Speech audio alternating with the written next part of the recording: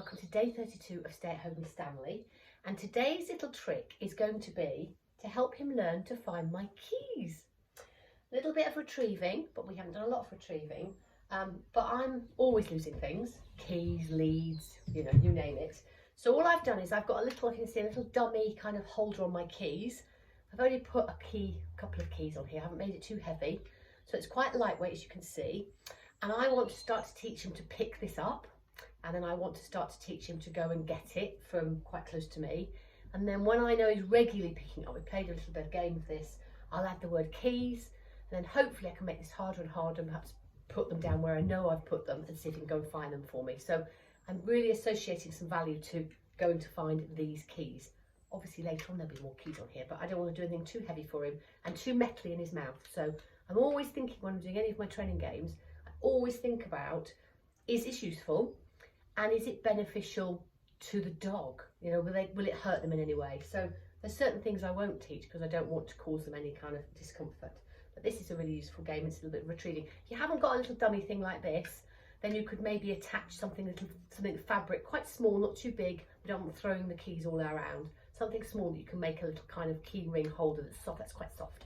So what we're going to do to start with is we're going to just see if he will actually just hold that. So I'm going to click every time he's got it. At the beginning I'm going to hold it, then I'm going to put it on the floor, so I want him to just put it around his mouth. As soon as he clicks he'll let go of it, that's fine. Then what we'll do is we'll get a bit more duration of holding it, and then we'll get him see if we can get him to go and find them. So let's have a little play. Come on in, Stanley. Oh, whoops. Okay, so let's make sure you can see me. Oh, let's sit on the rocking chair, shall we? Hey, you want this? Want this? He says no, I want to go to sleep. I think you want a bit of cheese. So I'm going to throw some cheese to get him going. I'm going to hold it to start with. Click, and then let go. Good boy, good, get it? I'm going to hold them, I make sure I hold them on the kind of keyring end. Click, lovely. Get food.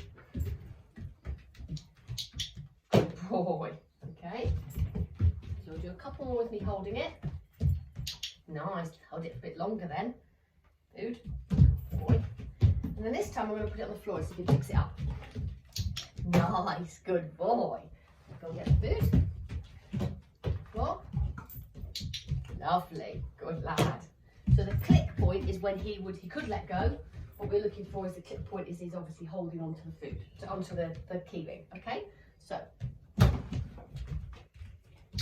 nice, good lad. Okay, so I'm going to throw these a bit further away now. So I'll just give him a little piece of food so it kind of gets him interested in the food over here. And then throw the keys over there. Nice, good boy. And I was able to take those from his hands, but be careful not to snatch something out of his hands, because often that makes a dog, particularly they're going to have to retrieve things, move their head away, but he was kind of offering that to my hand. If you've done quite a lot of hand touch games, you can also get them used to coming in to touch your hand, and obviously that releases the item. So, oh, I didn't feed you, did I? I didn't give you a treat. So we've done a little practice of this afternoon, so I'm going to fast forward. What I'm now going to do is I've played with him picking it up, and as just before he picks it up I've been adding the word keys. So I'm just going to throw a piece of food so he gets distracted. Keys are there, so keys. Yeah, with that.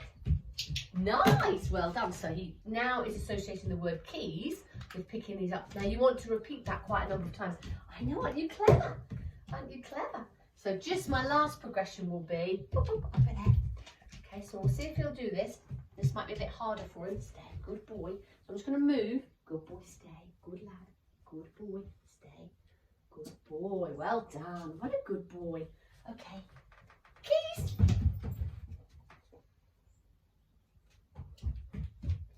You are a superstar, Stanley. What a clever boy.